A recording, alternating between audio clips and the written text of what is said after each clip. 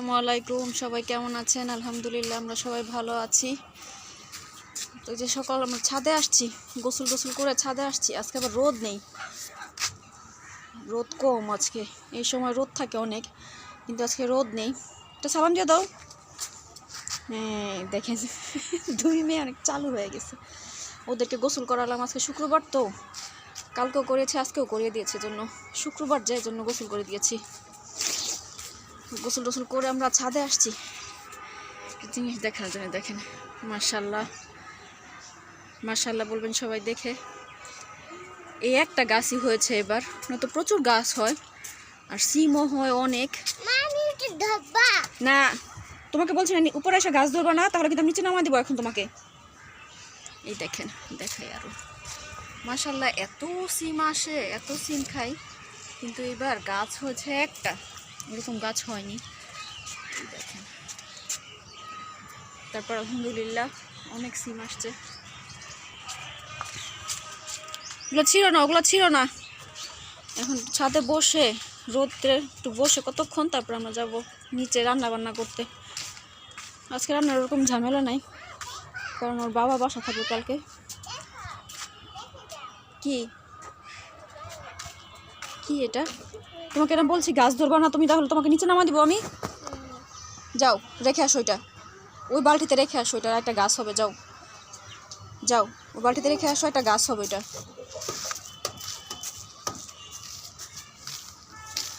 তো আজকে রান্না বান্নার বেশি ঝামেলা নেই, কারণ বাবা কালকে বাসা থাকবে। একটা মরিচ হচ্ছে, বড় বড় হয়ে গেছে, পেরে রাখলে খাওয়া যায়। হ্যাঁ রেখে আসো, যাও সরো। ঘরে পাড়া থাকলে দেখা যায় খাওয়া যায়। কয়েকটা পেরে রেখেছিলাম, খাওয়া হয়ে গেছে, কালকে শেষ খাওয়া। কয়েকটা হচ্ছে, কারণ গাছে রেখে লাভ নেই, পেকে গেলে মানে তো খাওয়া যায় না, তো এই জন্য পেরে ফেলি। সকালের বাবা যাওয়ার পরে আমি নাস্তা করেছি। ফুল আসছে আবার, এই দেখেন যে এরকম ছোট ছোট হয়ে যায়, পেকে যায়।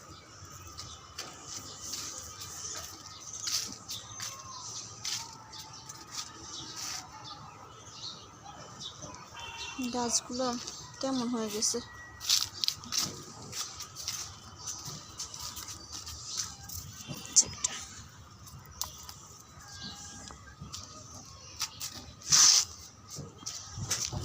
বসে থাকো, আমি বসে থাকো। আজকে আবার ঠান্ডা ঠান্ডা বাতাস, এরকম রোদ নেই।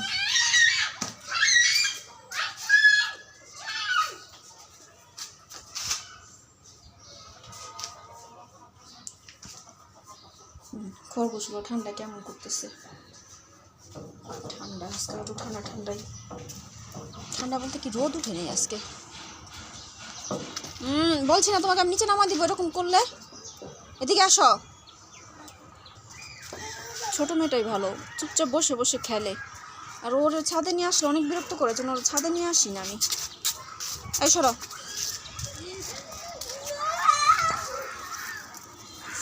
একটাই আছে বেগুন, এটা বেশি বড় হয় না।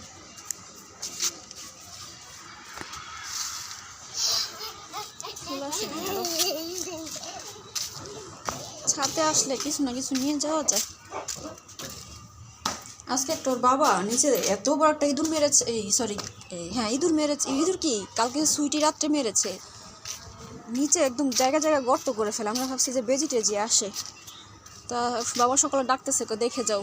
বেজি নাই, ইঁদুর এরকম করতেছে। এত বড় একটা ইঁদুর মারছে কালকে সুইটি অনেক চিলাচিলি করতেছে রাত্রে। তো ওর বাবার বলতেছে যে তোরা চিলাচিলি করতেছে কেন, কি হয়েছে? এখানে আসতে বলছি আমি তোমাকে, এদিকে আসো। আমি বললাম হয়তো বাইরে মানুষ দেখে চিলাচিলি করতেছে। এই যে এই ফাঁকা দিয়ে মনে হয় যে ইঁদুর ঢুকে, তখন যে মুরগিতে চিলাচিলি করে দৌড়ায় আসতে হয়। ফাঁকাটা বন্ধ করে দিয়েছে ওর বাবা। এখানে একটা ইট দিলে ভালো হয়, নতুন করে সব দেওয়া লাগবে। যেগুলো ফাঁকা থাকে, তো ফাঁকা থাকে এগুলো, একটু সমস্যা হয়ে যায়। ভালো করে একটু টিন দিয়েই করলে ফাঁকা থাকবে না। ওখানটা একটু ফাঁকা, কালকে বাবার বলতে হবে কিন্তু একটু ইট দেওয়ার জন্য একটা। ইঁদুর টিঁদুর কিছু ঢুকবে না এটার ভিতরে, কিন্তু ঢুকলেই সমস্যা। এটার ভিতরে ছোটো ইঁদুরের ভিতরে ঢুকতে পারবে, যেটার ভিতরে ছোটো ইঁদুর ঢুকবে এগুলো বন্ধ করতে হবে। কাগজ দিয়ে কালকে বলতে হবে, এগুলো সময় নিয়ে এগুলো করতে হবে, বাবাকে বলতে হবে এগুলো করার জন্য। আসলে একা বাসা একদিন থাকে, সারাদিন কাজ করতে করতে সময় চলে যায়। আম্মু তুমি কি নিয়েছো? তাসনিম দুষ্টুমি করতেছো কিসের জন্য? আজকে আসছে একটু রোদের জন্য, গোসল করে।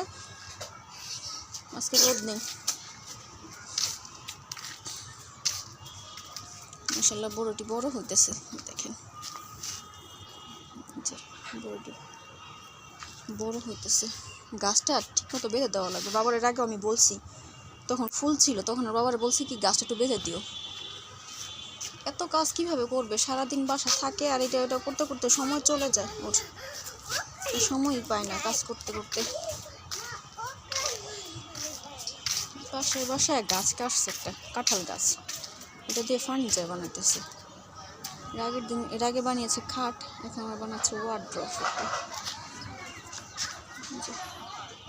দেখা যায় না এত গাছ গাছালি বাসায়, অনেক গাছের বাসায়। জাম্বুরা গাছ আছে, আম গাছ আছে, নারকেল গাছ আছে, আতা ফুল গাছ আছে, সব গাছ। দেখুন কত নারকেল, এই দেখছেন। ওনারা করে কি এগুলো সব বিক্রি করে করে খায়, কাঁঠাল গাছ সব বিক্রি করে খায়। আমরা যেরকম একটা জিনিস হলে মানুষকে দিয়ে দিয়ে খাই, ওনারা ওরকম না। ওনারা সব জিনিস, জাম্বুরা বলেন, নারিকেল বলেন, কাঁঠাল বলেন, সব কিছু বিক্রি করে খায়। আম কখনো কাউকে কিছু দেয় না, বিক্রি করে খায় ওনারা। ভালো একটা বুদ্ধি। আর আমার শাশুড়ি তো কিছু হইলে গাছের দিবে মানুষকে, যে শখের জিনিস, শখ করে মানুষ একটু খায়, কিন্তু ওনার এইরকম মন মানসিকতা নেই দেওয়ার। চিন্তা করতেছে আজকে কী রান্না করব।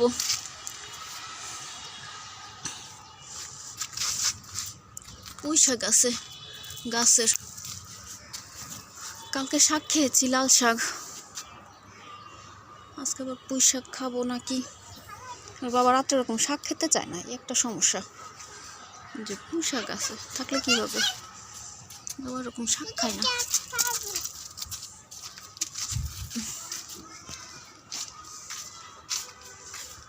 নিচে আসলে ময়লা, হ্যাঁ এরকম করতেছো কেন? আমি কিন্তু তোমাকে নিচে নিয়ে যাবো,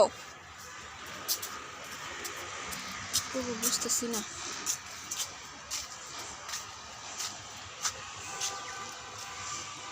এটা দুন্দুল হয়েছে, দেখা যাচ্ছে দুন্দুলটা মানে ভালো না। রান্না শুরু করে দিয়েছি, একটু দেরি হয়ে গেছে। মেয়েটাকে একটু ঘুম পাড়ালাম, একটু ঘুম পাড়ালে একটু মনোযোগ দিয়ে রান্না করা যায়, একটু তাড়াহুড়া করে রান্না করতে হয়।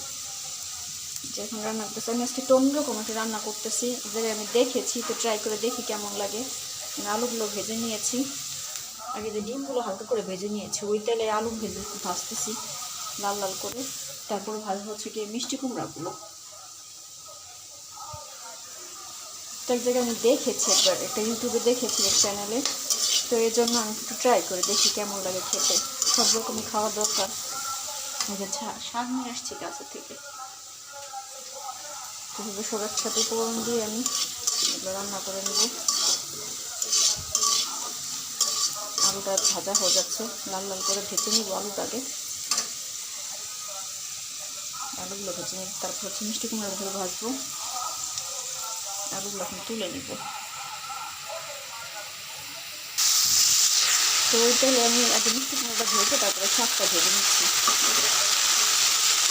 আগে ডিম ভেজেছি, আলু ভেজেছি লাল লাল করে, এখন ওই শাকটা ভেজে নিচ্ছি।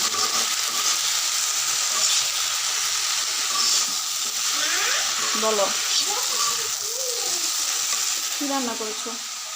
মেয়ে কি রান্না করেছে এখন দেখাতে বলতেছে, ও কি রান্না করেছে। তুমি কি রান্না করেছো? মিষ্টি কুমড়া রান্না করেছো? আর কি রান্না করেছো? ভাজি। আচ্ছা, কি মাংস রান্না করেছো?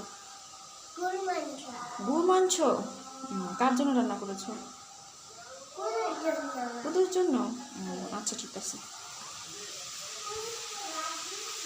আচ্ছা ঠিক আছে, দাও।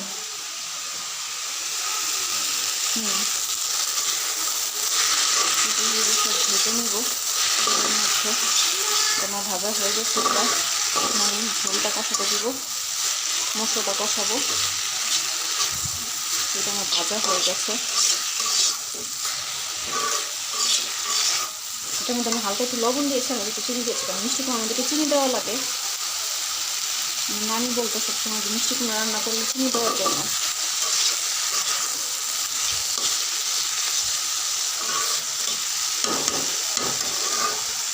এটা আমার ভাজা শেষ।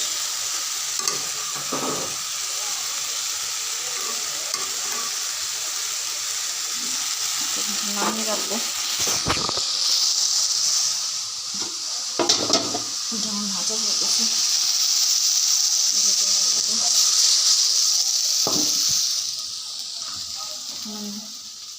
মশলাটা কষাতে দিব। তো যেমন মাংস কষা মানে ঝোল কষানো দিয়ে দিয়েছি। এটার মধ্যে আমি দিয়েছি আদা রসুন বাটা, পেঁয়াজ, আদা রসুন বাটা, জিরা গুঁড়া, ধনিয়া গুঁড়া, আর হচ্ছে মশলা, হলুদের গুঁড়া, মরিচের গুঁড়া, এগুলো দিয়ে দিচ্ছি। এগুলো দিয়ে কষিয়ে নিচ্ছি, ভালো করে কষিয়ে নেব। কারণ যেহেতু আমি আলুটা ছোটো ছোটো কেটে দিয়েছি, আলুটা অনেকটা গলে দিয়েছি, এটা ভালো করে কষে আমি তারপরে আমি শাকটা মিষ্টি কুমড়া দিয়ে দেবো। আসো স্যান্ডেল পরো, আসো স্যান্ডেল পরো। এটা তো পটিতে দাও গা, এখন এটা মোজা পরা তো তুমি, এখন তুমি মোজা পরা, আর আম্মু রান্না করছো, তুমি পটিতে দাও গা বসে অল্প একটু প্যান্ট খুলে।